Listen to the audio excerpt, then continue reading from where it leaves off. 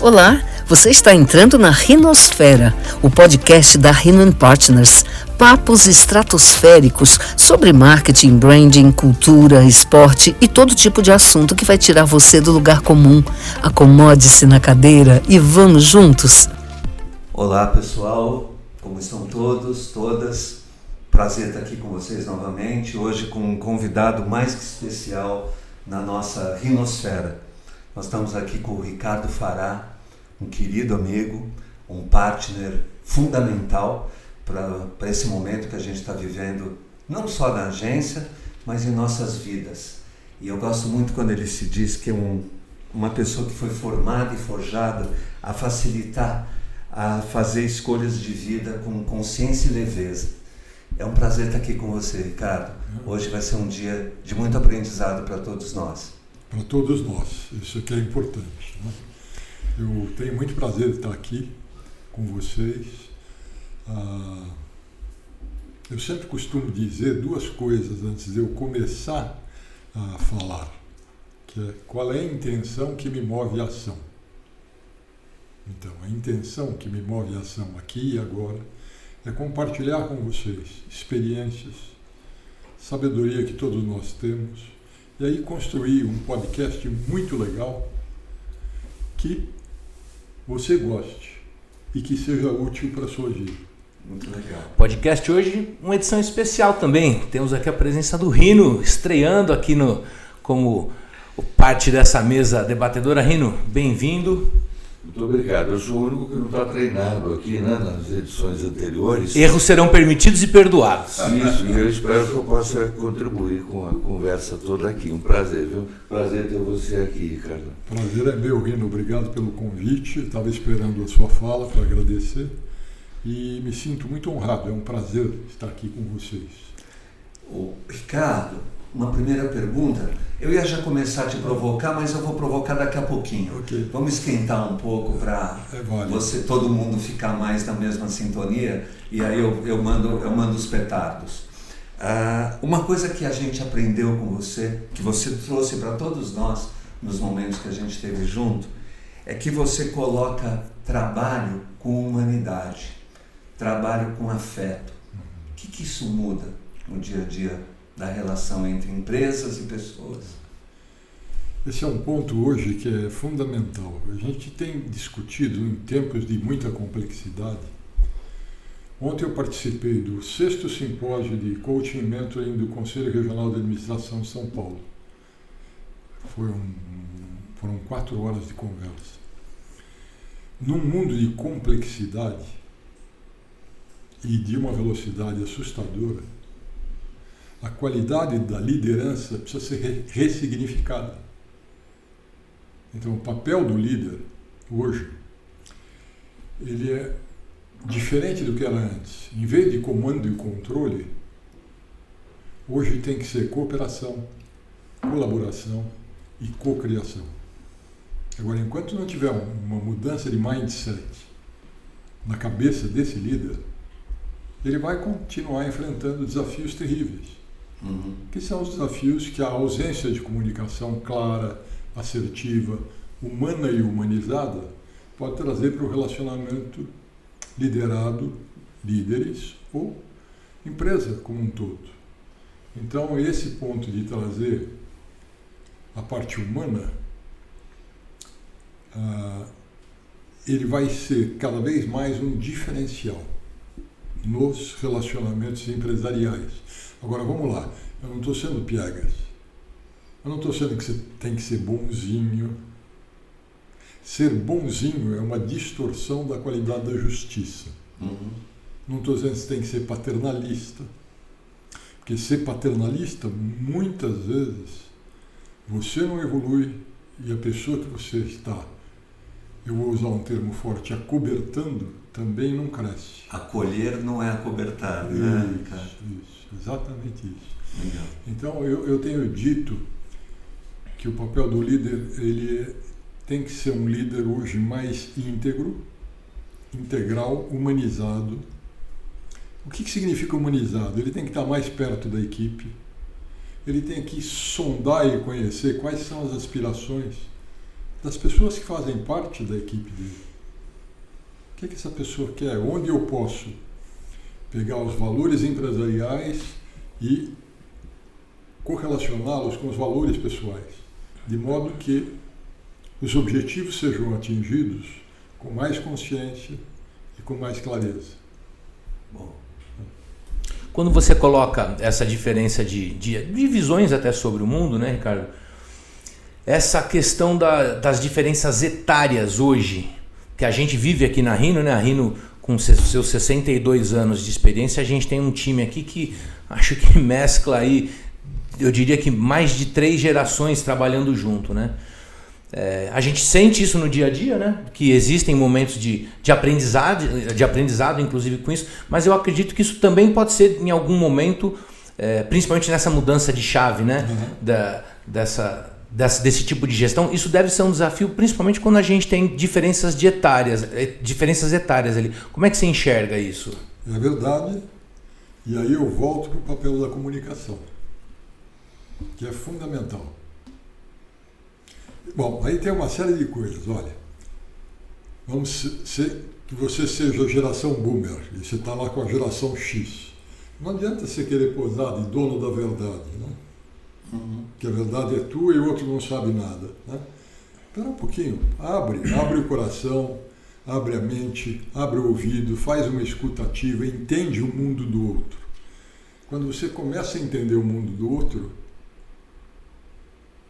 a comunicação começa a se estabelecer. Eu vou usar aqui um preceito da teoria U do Otto Scharmer, né? 4 níveis de escuta.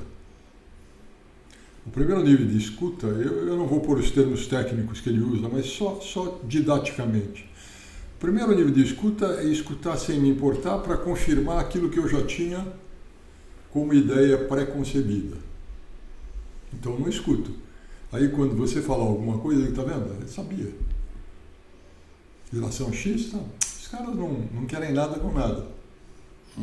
Aí eu confirmo os dados que eu já tinha. Você tem que ir para um outro nível de escuta, que é um nível de escuta sem julgamento, sem crítica ou cinismo. E quando você abre mão do julgamento, você vê com novos olhos. Eu tirei o pré-julgamento, o pré-conceito. Então eu estou aberto para quem é o ruim. O que mais eu posso saber? Aí entra a curiosidade. O que mais eu posso saber sobre o Rhino? Que perguntas eu tenho que fazer que levem a nossa comunicação para frente? Então, eu estou sem julgamento, sem crítica, e aí eu posso entrar numa vulnerabilidade, porque onde não tem julgamento, onde não tem crítica, não tem medo. E aí o nosso diálogo vai ser diferente.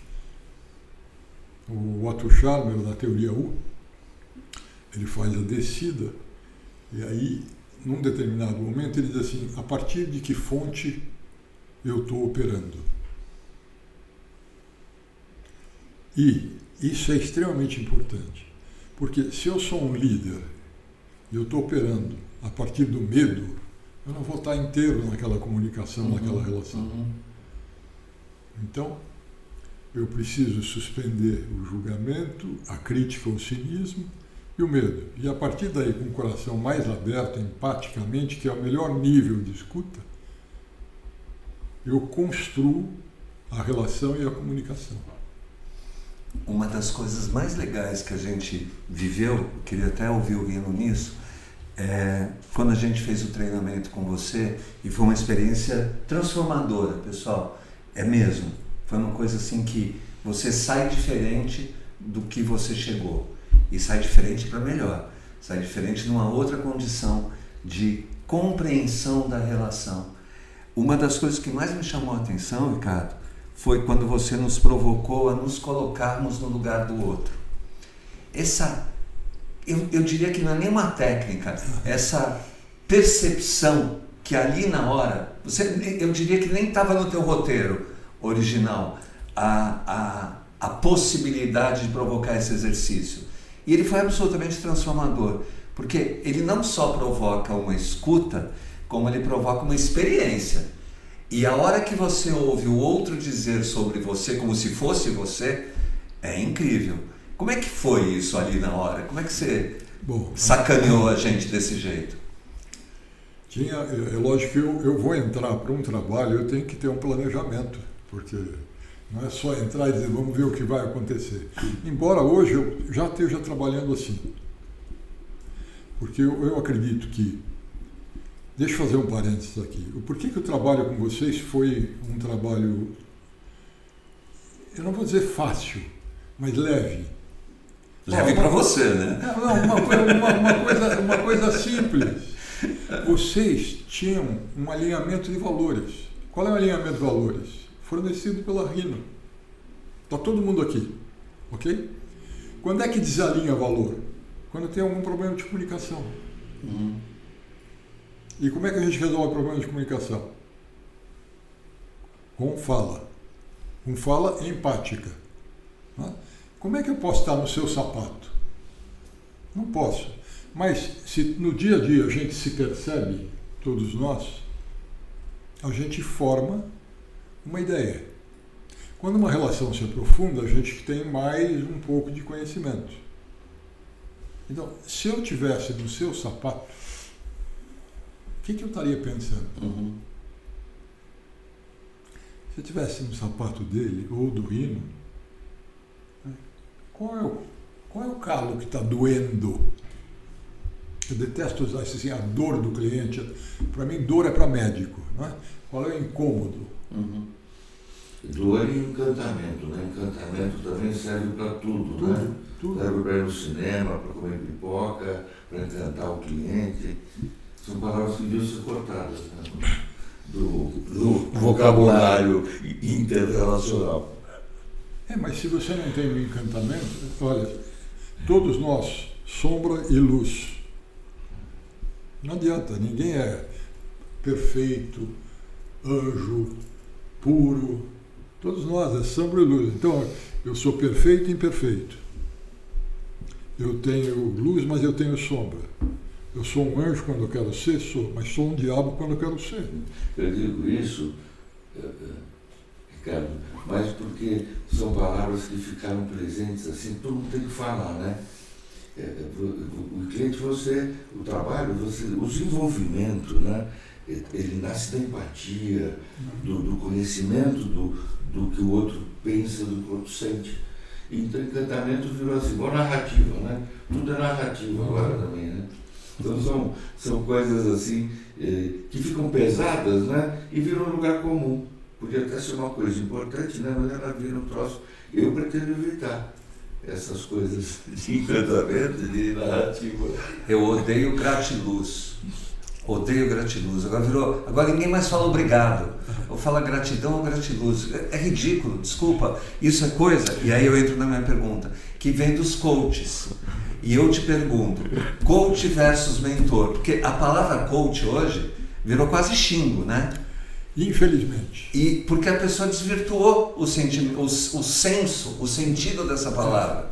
Então aí a gente já começa a fazer uma primeira distinção, né?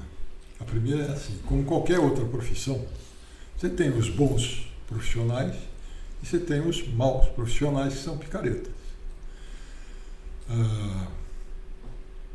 Para um bom profissional, você vai requerer uma formação adequada, com uma carga horária de formação consistente. Você vai requerer um código de ética fantástico. Você vai requerer uma associação, a International Coaching Federation, ICF Brasil, que existe. Eu sou associado à ICF. Você tem um movimento constante de educação. Você participa de N webinars. Os temas são mais variados. São feitos nos Estados Unidos, no México, na Argentina, América Latina e Brasil. Então, como é que se separa bons profissionais? Bons profissionais não são showman.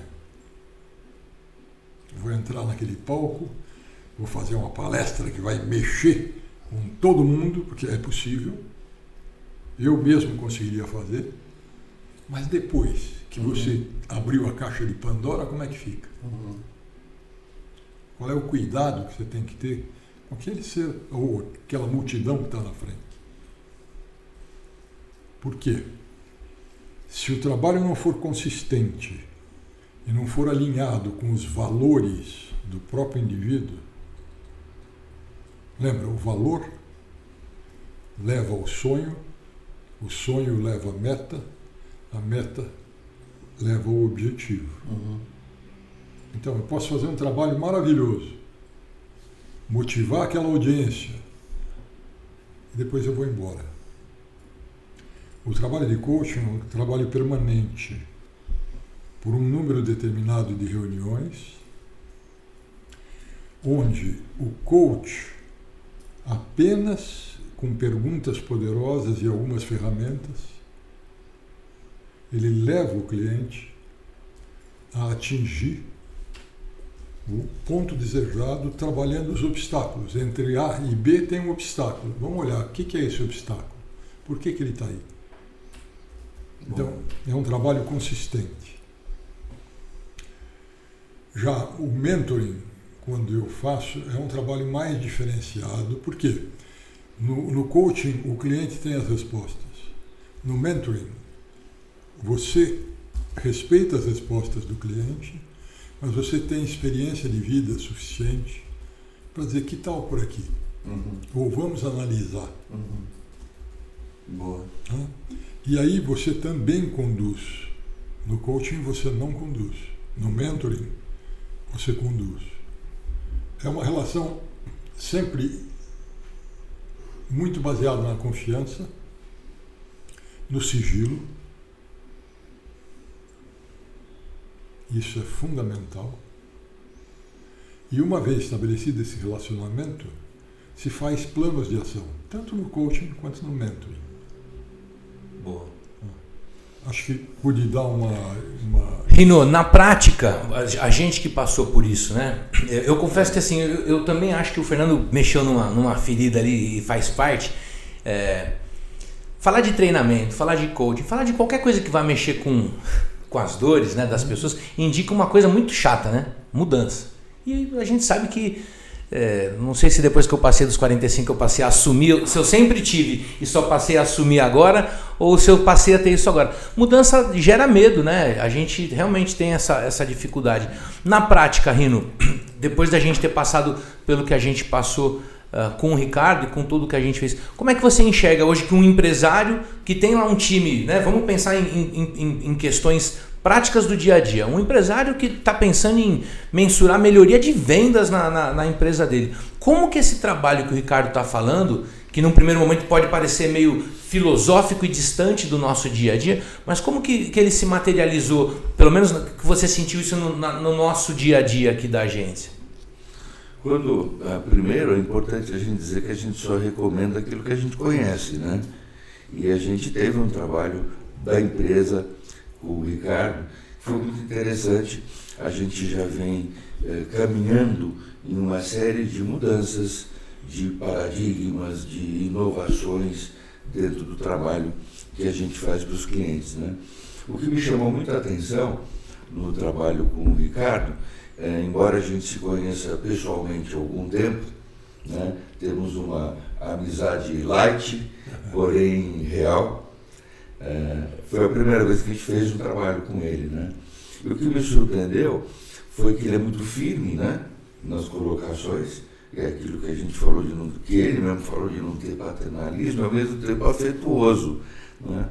E quebrou algumas barreiras que a gente tinha, até de autocríticas ou mesmo de críticas recíprocas, né? E isso veio à tona com uma leveza bacana, né?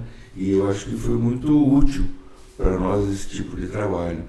Eu recomendo realmente que se trabalhe nesses gargalos que impedem uma produtividade maior dentro da empresa, impedem uma liberdade maior. Eu acho que a liberdade é a âncora da criatividade, inclusive, né? Essa infantilidade que a gente consegue ainda preservar, né, Fernando, no pensamento e nas viagens que a gente faz. Então, eu acho que foi muito interessante esse trabalho. E me surpreendeu essa combinação que o Ricardo faz, muito interessante, de autoritário. Ele é professoral no que ele coloca, e ao mesmo tempo muito empático, né? Ele está sacando o que cada um está sentindo e ele consegue ir lá buscar para, de alguma maneira, alterar aquele comportamento, primeiro pela consciência, né? Depois a alteração parte da gente mesmo, mas tornar consciente, a gente faz coisas que a gente às vezes não percebe, né? Vocês já comentaram comigo, quando você for falar ali, pensa que você é o hino e que o cara recebe aquilo de uma outra maneira. Vocês já falaram isso para mim, eu nunca tinha pensado nisso, né? Como a gente vê o presidente fazendo bobagem, né? Você fala, bom, mas o presidente não pode fazer isso, né? Ele não sabe, ele acha que está sendo espontâneo, né? E eu acho que, só para complementar, tem coisas que o trabalho, para mim esse é um trabalho que devia estar, a gente devia ter esse tipo de ensinamento junto da faculdade do ensino superior para qualquer profissão, né?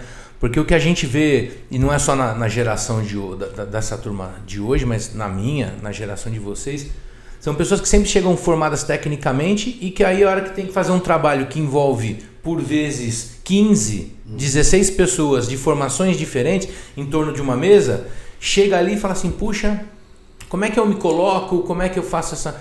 E eu ia complementar isso que você falou, que eu acho que tem coisas que a gente não consegue fazer sozinho, né? Acho que esse é o grande ponto. A gente tem super liberdade aqui, por exemplo, na Rhino, e teve momentos ali de mexer em coisas que talvez a gente não tivesse conseguido ter essa visão e essa ação autogestionada. Assim, por nós mesmos a gente não teria chegado. Exato. E aí eu emendo uma pergunta para você.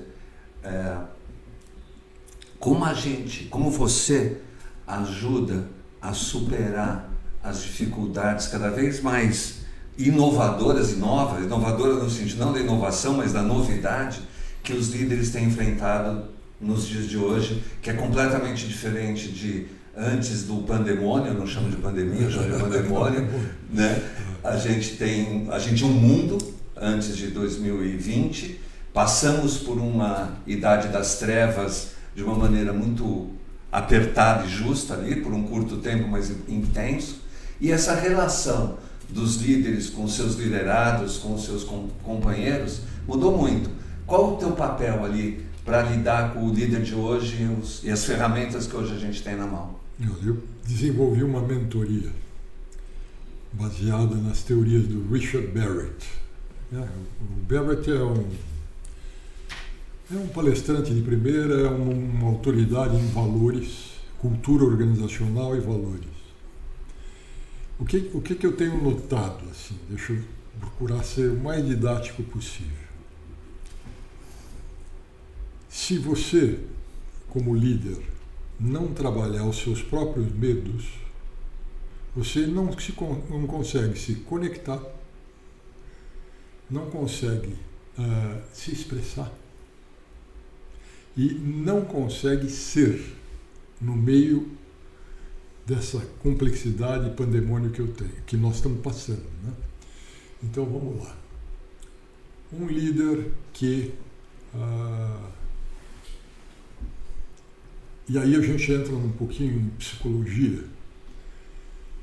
Um líder que durante a infância, você sabe, até os 7 anos de idade a criança não desenvolveu cognição, mas ela tem uma memória emocional muito forte. Então vamos supor que essa criança, naquele primeiro contato, que é o contato familiar, ela não tenha recebido amor suficiente. Qual é o medo que ela vai desenvolver? De ser abandonada. Qual é o comportamento inconsciente que ela vai desenvolver? Controle. Tem que ter controle de tudo. Não posso ficar sozinho. Por quê? Porque se eu não tiver controle de tudo, eu corro medo de ser abandonado. Aí você vai ter microgerenciamento, você vai ter um líder centralizador ditatorial. Vamos supor que ainda na infância, um segundo nível, essa pessoa não tenha recebido a atenção que merecia. Qual é o medo? Rejeição. Qual é o comportamento? Paternalismo. Medo de dizer não. Porque o medo maior é de ser rejeitado. Então, o que esse líder vai fazer? Tudo isso inconsciente. Vai abrir mão dos próprios valores, incapaz de dizer não, para não ter a rejeição do outro, ele acolhe aquilo que ele não quer.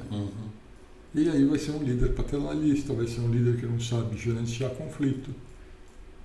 Excelente. Num terceiro nível, se a experiência da criança na infância foi algo relacionado a uma percepção de que eu não sou bom o suficiente. Qual vai ser o medo que vai estar lá? Aquele medo de não ser capaz. Como é que vai desenvolver o comportamento para compensar isso que é inconsciente? Status e feudos. Status é assim, então, eu vou criar cadeias hierárquicas burocráticas, feudos, eu só vou me cercar de liderados que dizem sim. E vou compensar aquela falta de autoridade com o prestígio, o poder, etc. Então são vários níveis que se trabalha, né? Mas para fazer isso, você primeiro precisa reconhecer que você tem os medos. Esse é o primeiro ponto. Depois, você precisa se desidentificar desses medos. Porque se eu disser para você, eu tenho medo, o medo está comigo. Mas se eu disser, existe medo, ou o medo está presente, eu já me desidentifiquei. Quando eu me desidentifico, eu consigo conversar com esses medos. E aí eu tenho técnicas e ferramentas para fazer com que isso aconteça. Quando você, e aí eu vou usar a tua palavra que eu achei extremamente precisa, quando você toma consciência, por um ato de vontade, você consegue mudar. A mudança já não é tão ameaçadora. Você trouxe para nós o medo da mudança. A mudança sempre tem dois fatores. Um fator de atração e outro fator de repulsa. Você só muda quando o fator de atração é mais forte do que o fator de repulsa. Então, quando eu percebo o ganho que eu vou ter com a mudança, seja numa comunicação melhor, seja num aumento de produtividade, seja numa melhora de relacionamento, aí eu vou querer que isso aconteça. Mas enquanto eu estiver no medo inconsciente, eu não vou me mexer. E aí tem uma série de comportamentos passivos sabotadores. Eu não vou falar aqui de curva de Kubler-Ross, toda negação até chegar no comprometimento. Não vou. Mas, até porque para isso a gente tem que te contratar, pagar direitinho, depois a gente vai passar o site dele. Ou fazer o segundo podcast também. Então. Mas só para te interromper, porque eu acho que tem um. Para você, esse é o seu cotidiano, né? Para nós, por mais que a gente já tenha vivido e até passado por esse processo, e acho que é uma coisa contínua, essa questão da tomada de consciência, eu acho que a gente enxerga, inclusive nos nossos clientes, muitas vezes, né? Que o próprio pessoal, o fato da gente ser externo, de certa maneira, né? Muitas vezes a gente está numa reunião e a gente ouve isso. O cara fala, puxa vida, isso estava na minha frente e eu não estava enxergando. Eu estou aqui há tanto tempo e nunca tinha... Essa questão da tomada de consciência acho que é um ponto chave aí de qualquer trabalho, pensando em organização, né, Ricardo? E aí a importância de alguém ou de um agente externo que seja provocador. Né? E aí, como o Rino falou, né? Que tenha autoridade e ao mesmo tempo eu vou usar um termo que não se usa, porque todo mundo se assusta, compaixão. Essa é a mistura ideal. Uhum. Então, tem momentos que você tem que ter autoridade lá presente e tem momentos que você tem que ser extremamente compassivo. Pô, o que o cara está passando não é fácil. Como é que eu ajudo esse cara a passar, a atravessar? Se eu tiver compaixão, o que é a compaixão? É a abertura do coração. Tem um psicólogo, Stefan Levine, que ele diz assim: quando o meu medo entra em contato com a dor do outro, é piedade. Quando o meu amor entra em contato com a dor do outro, é compaixão. É sutil, mas é muito verdadeiro. Lembra? O dia das conversações corajosas. O que é uma conversação corajosa? O pessoal já está perguntando ali. O que é isso?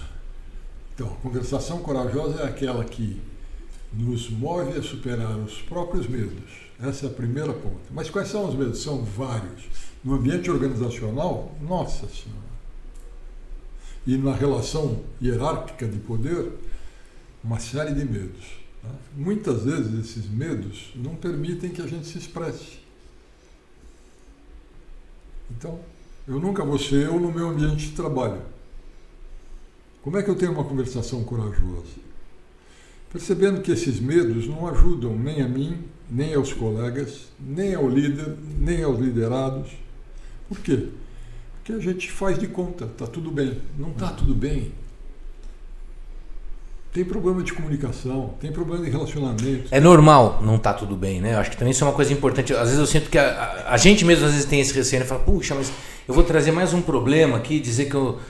É normal isso, né? Acho que para um dia a dia. Porque as coisas não são estáticas. Exato.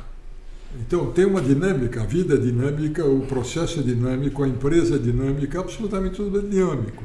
Agora, o que acontece? Quando eu percebo que vai ter um conflito, como é que eu atuo? Eu espero ele se manifestar? Ou eu vejo que ele está latente? E aí eu não posso denunciar? Eu tenho a impressão que aqui a gente vai ter um ponto de divergência. Estou sentindo isso, é certo? O outro vai dizer sim. Ótimo, vamos conversar antes que vire um problema maior. As dificuldades são normais. O que não é costume usual é enfrentar. Exato. E se antecipar, que é o melhor ainda, né? Você sabe que vai ter uma bomba ali e que alguém explodirá, né? Por que não evita a explosão, né? Rini, com uma agência com 62 anos de história, eu que estou a nem um terço dessa parte ainda, eu fico me perguntando quantas vezes, né? Eu sei que a gente já passou por outros processos até antes disso, mas quantas vezes esse tipo de questão mesmo, de enfrentamento aí que a gente precisa ser feito, passou aqui por dentro e a gente teve que buscar, às vezes, acho até que a questão da mentoria é uma evolução de mercado, né? Acho que antigamente eu fico pensando, como é que você resolvia isso, Rino?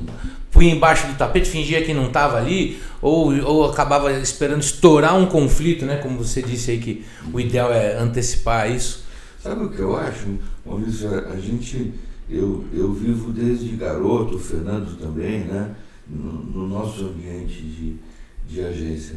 Eu acho que a gente tinha uma coisa antigamente, que não tem mais hoje, que é uma alegria extrema no trabalho. Isso fazia uma diferença muito, a gente brincava muito, trabalhava-se muito, mas a gente brincava muito. Mercado, o mundo, o trabalho permitia que fosse assim. Permitia. Não é que a gente perdeu a alegria de trabalhar, foi tirado de nós a alegria de trabalhar. Exato. Né? De uma certa maneira. A profissão ficou um pouco mais chata, um pouco mais tecnificada, né? Mais tecnificada. Ela era mais criativa porque ela era mais espontânea. E tinha essa alegria que permeava o dia a dia. Hoje a gente tem muito mais missões, né? A gente é muito mais soldado do que mercenário. E era muito mais divertido quando a gente era mercenário. Mas concordando e completando, eu só acho que a gente vai para frente e só temos ido para frente, por isso a gente está vivo até hoje e seguiremos, porque a gente conseguiu enfrentar essa sisudez do mercado, essa perda de de alegria, como você diz, não perdendo a alegria. Eu acho que o que nos motiva aqui, a estar todo mundo junto todo dia, é vir com um tesão imenso para cá e feliz, mesmo que seja mais difícil. Porque eu acho que, mesmo sendo difícil, se a gente tirar o componente de felicidade em cada gesto que a gente faz, ele não rola. O Rinosfera existe para compartilhar com todos vocês, com todo mundo que está aqui, e até com a gente os mesmo, nossos convidados e conosco, este momento de crença no nosso negócio. Eu acho que isso que a gente faz aqui há 10, 12 programas, ele é um exercício de crença naquilo que a gente acredita. Eu trabalhei muito com publicidade, com publicitários. E eu acho que, para a área de vocês, o trabalho é uma expressão artística da sua amorosidade. É muito forte isso que eu estou falando. Uhum. Mas É fato. é fato. O Fernando tem razão, né? A gente procura extrair do trabalho sempre o nosso melhor, né? E o nosso melhor inclui alegria, inclui felicidade, inclui um benefício para a empresa para a qual a gente trabalha, um benefício para a sociedade, né? Trabalho pro bono, por exemplo, a vida inteira a gente fez com imenso prazer, né? A gente tratava aquilo como se fosse o cliente mais importante da agência. Foi N associações, né, filho? Até Corpo de Bombeiros a gente chegou a trabalhar. Quantas vezes a gente encara um trabalho e hoje é tudo mensurável, né? Quando você entrega exatamente aquilo que o cliente está esperando, o resultado é X. Quando você não entrega aquilo que o cliente está esperando e você ultrapassa algumas linhas com juízo, com responsabilidade, fazendo as coisas com consciência, o resultado é 5x, 10x, porque senão ele faria. A gente está aqui para não obedecer aquilo que é pedido. A gente está aqui para questionar, para levar adiante, para surpreender aquilo que nos é pedido. E isso, se você faz sério, o resultado é ok. Se você faz isso com alegria, com prazer, com tesão, o resultado é 10 ok. O Fernando usa muito a expressão dos degraus, né? Ele diz para o cliente, quantos degraus você quer subir aqui, né? Ele usa muito isso e às vezes mostra inclusive a evolução das ideias, né? Essa ideia sobe um degrau, essa aqui sobe 2, essa sobe 4. E às vezes o cliente, por medo, ele quer subir um degrau ou não subir nenhum. Então, não, vai me dar muito trabalho se eu subir 5 degraus. Gente, mas nós estamos aqui para trabalhar, né? Ricardo, em cima de um preâmbulo desse momento aqui da conversa, você acha que hoje as empresas encontram ali no seu dia a dia um embate entre valores pessoais e valores empresariais? Com toda certeza. E como é que a gente pode ajudar a esse tipo de... Porque, por exemplo, acho que isso, traduzindo um pouco do que você estava falando, Rino, quando a gente fala de trabalhar com alegria, eu acho que isso significa quando existe exatamente esse encontro. Quando você olha no seu trabalho e fala assim, puxa, tudo aquilo que eu tenho de valor pessoal para mim, eu estou realizando aqui onde eu trabalho, né? E cada vez mais eu sinto que, de novo, na questão etária talvez, as pessoas tenham um pouco desses desencontros, né? Então, é a pessoa que trabalha porque tem que trabalhar, porque eu tenho que ter um dinheiro, é a pessoa que acorda e fala, puta merda, tem que trabalhar hoje, que droga, né? Tem gente que rompe laço. Aconteceu isso outro dia aqui, a gente estava chocado. Tem profissionais que rompem laços absolutamente produtivos e construtivos e de futuro por R$1.000 por uma nova proposta. Resolve ir embora e fala, estou indo, nossa, eu nunca aprendi tanto aqui, mas eu preciso de novos desafios, e troca uma possibilidade de ascensão por R$500 mil a mais no fim do mês. Como é que a gente trabalha esses desencontros então, Ricardo? Primeiro, a gente não pode ter o controle de absolutamente tudo. Tem o Peter Senge, ele tem uma figura que eu amo, que são 3 círculos concêntricos. No primeiro círculo está lá o que eu controlo. No segundo círculo, o que eu influencio. E no terceiro círculo, o que eu não controlo e não influencio. Isso é o que é importante, né? Eu vou jogar energia naquilo que eu não tenho controle, não tenho influência? Não posso. Porque é desperdiçar minha energia. Não vai ser produtivo, vai me trazer estresse, eu vou viver ansioso. Então, agora vamos lá. Quais são os valores compatíveis com os valores da organização? São compatíveis? Ótimo. Então, vou estar alinhado. Se os valores da organização não estão compatíveis com o meu, e aí requer coragem. E aí entra os medos. Coragem de dizer o quê? Não é aqui que... Esse não é o meu lugar, não é aqui que eu quero ficar. Boa. Só que essa coerência, ela é muito difícil de ser encontrada. Por quê? Todos nós, hierarquia de Maslow, primeiro degrau, sobrevivência, segurança física.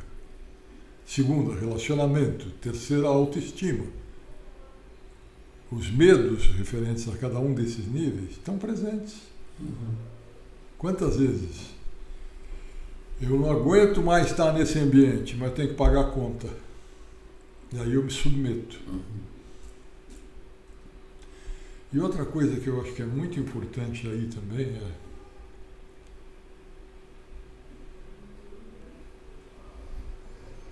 se eu estou infeliz nesse lugar, será que eu preciso mudar de lugar? Ou eu preciso mudar a minha visão e a forma como eu estou fazendo as coisas? A forma como eu estou me comunicando. Então, um profissional desse que trocou aí por R$1.000 a mais, é olhar e dizer, olha, eu estou com uma oferta legal e para mim isso é valor, é importante.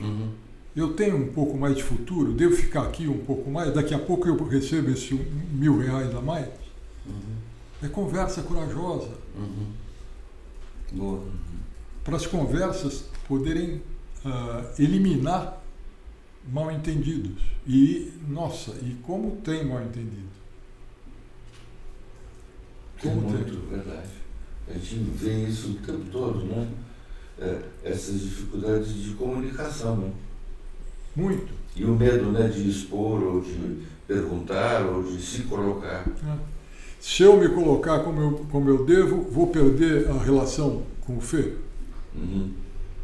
Se eu me colocar como eu devo, a minha autoimagem, olha, baita ilusão, vai ser destruída pelo Maurício. Ela tinha que ser melhorada, acrescida, aprofundada e enlaçada, né?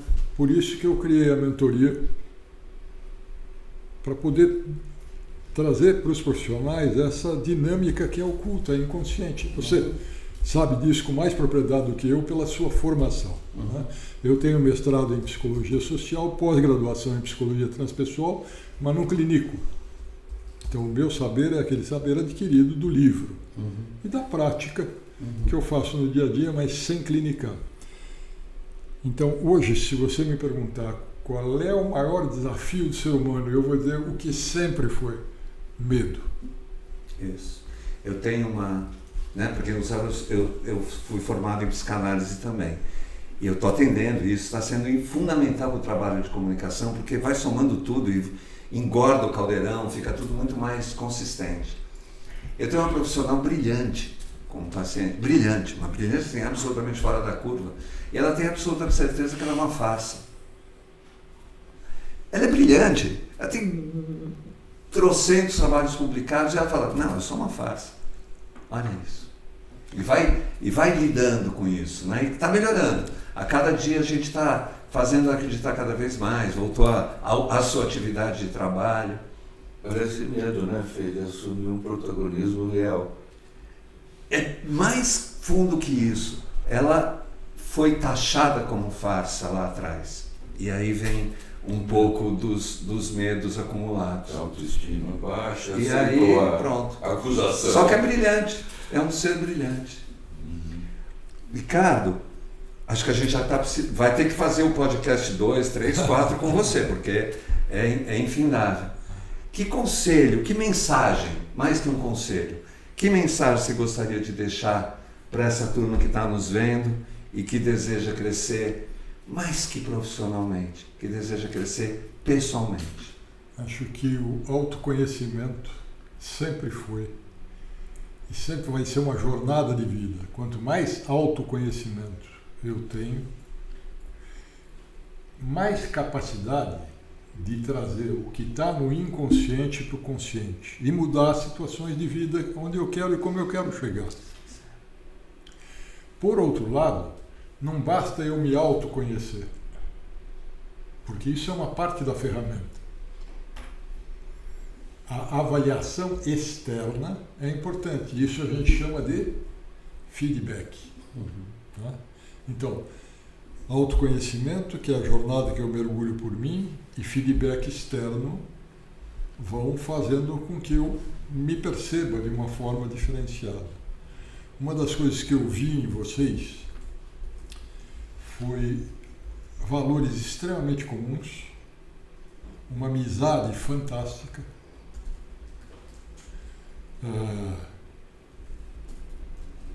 uma liderança muito legal, eu posso dizer isso. Generosa, de peito aberto, né? E quase responsável.